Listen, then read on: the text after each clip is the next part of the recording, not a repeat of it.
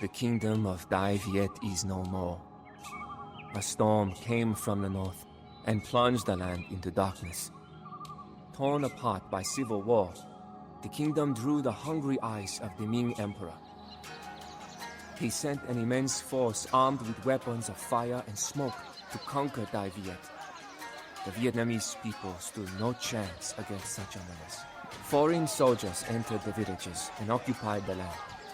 While the Vietnamese aristocracy collaborated and prospered, the common people suffered.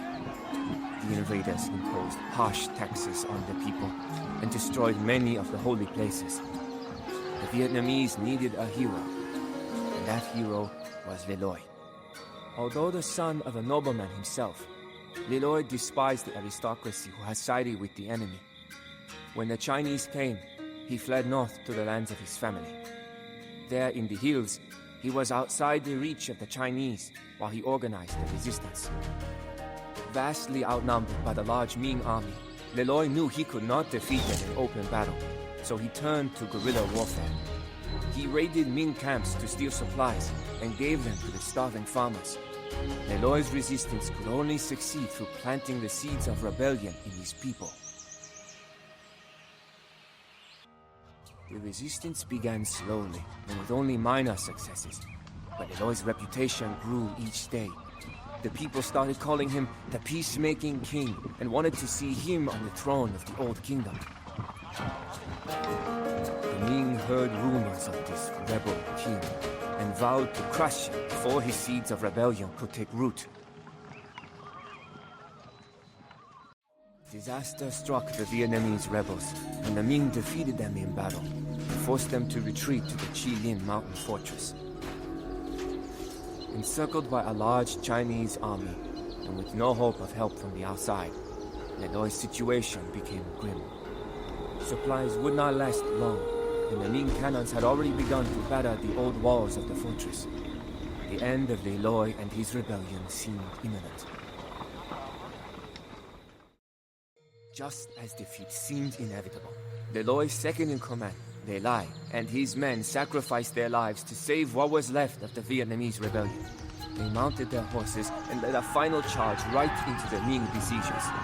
In the ensuing confusion, Le Loi and the rest of the army escaped through the fortress drainage system.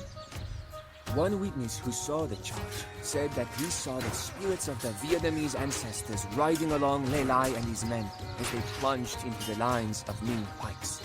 It was a sad day for Le Loi and the Vietnamese. They had lost much, and all that remained of the resistance was smoldering ashes and dead bodies. However, the tale of Chi Lin spread throughout Vietnam and lit the spark of resistance. The Vietnamese people were no longer willing to tolerate the Ming occupation. People from all over Vietnam came to Le Loi, even veterans of old forgotten wars and boys barely old enough to carry weapons. Le Loi needed to use the momentum of the rebellion to deal a decisive blow to the Ming forces. The rebel army would strike at the old capital of Hanoi. Hanoi was captured, and now all of the southern Ming occupation forces were cut off from China. The Chinese emperor was furious with the failure of his generals. Therefore, he sent his most capable general, Wang Tong, to Vietnam. Wang was a veteran of many wars against the nomads of the north and a brilliant tactician. If anyone would be able to challenge Le Loi, it would be him. With Hanoi under Le Loi's control, the Chinese retreated behind the walls of the larger towns and cities to the south. There, they would wait for Wang Tong, the approaching Ming general. Le Loi had to act quickly, but he could not underestimate the Ming. The garrisons had large stockpiles of gunpowder, and Wang Tong's army marched at a frantic pace to reach the besieged cities. Le Loi had to quickly turn his peasant rabble into a real army that could face the finest Ming soldiers in open battle. After capturing a major citadel with its gunpowder stores intact, Le Loi was able to take several key towns and hold off Wang Tong and his army. Wang Tong knew that his position was poor, and so he retreated to strengthen his supply lines and replenish his forces. For now, there would be no battle, Le Loi marched further south with Wang Tong and his army following closely and gaining strength.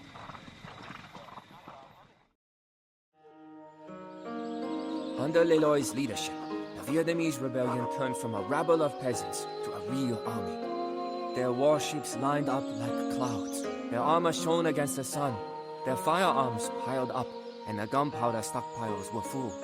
Finally, Le Loi would be able to face the full brunt of the Ming forces. Wang Tong had been close on Le Loi's tail, watching his every move like a stalking tiger, waiting for Le Loi to make a mistake. Le Loi did not have the luxury of time. Every week he waited, more Ming soldiers would arrive. He needed to consolidate his holdings quickly. Despite the risk, Le Loi split his troops to deal with the Ming garrisons, the Northern Army, and the hostile tribes to the west. This was the moment Wang Tong had been waiting for, and the tiger pounced on the divided and vulnerable Vietnamese forces.